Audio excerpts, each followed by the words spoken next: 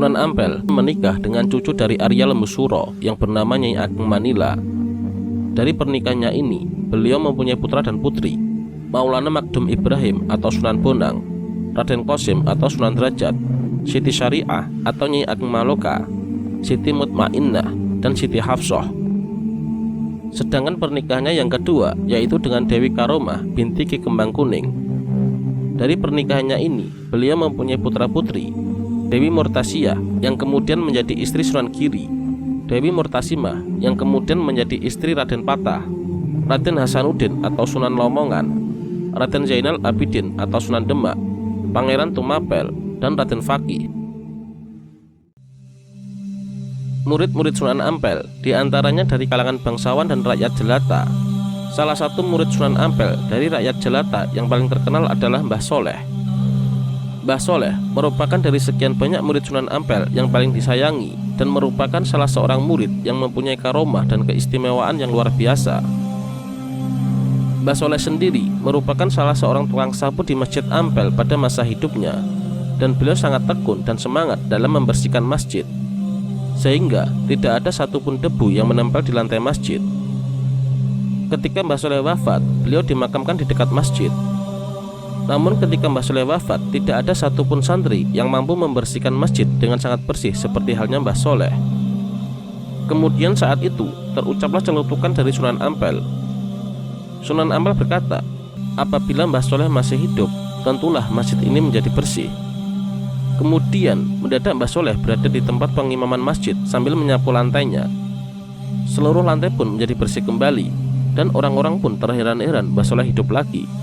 Beberapa bulan kemudian Mbah Soleh wafat lagi, dan terulang kembali celutukan Sunan Ampel dan Mbah Soleh hidup kembali.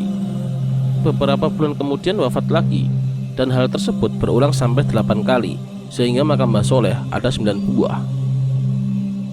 Pada saat kuburan Mbah Soleh sudah ada 8, Sunan Ampel wafat, dan beberapa bulan kemudian Mbah Soleh wafat menyusul Sunan Ampel.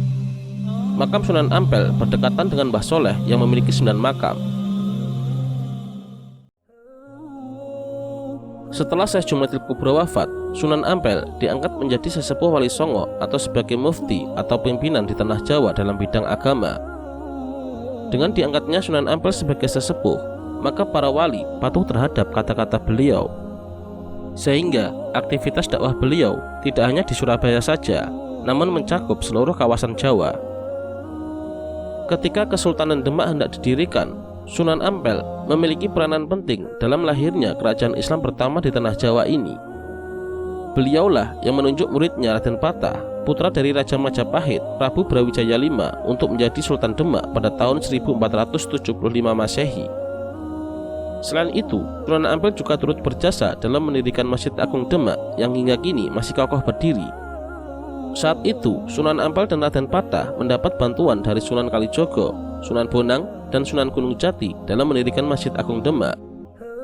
Jasa 4 wali itu kemudian diabadikan sebagai nama 4 pilar utama penyangga Masjid Agung Demak, yang pada dasarnya memang 4 pilar tersebut yang membangun adalah keempat wali tersebut. Sunan Ampel diperkirakan wafat pada tahun 1481 Masehi di Demak dan dimakamkan di sebelah barat Masjid Ampel Surabaya. Sejarah tidaklah bisa dipungkiri keadaannya dan tidak bisa untuk dilupakan.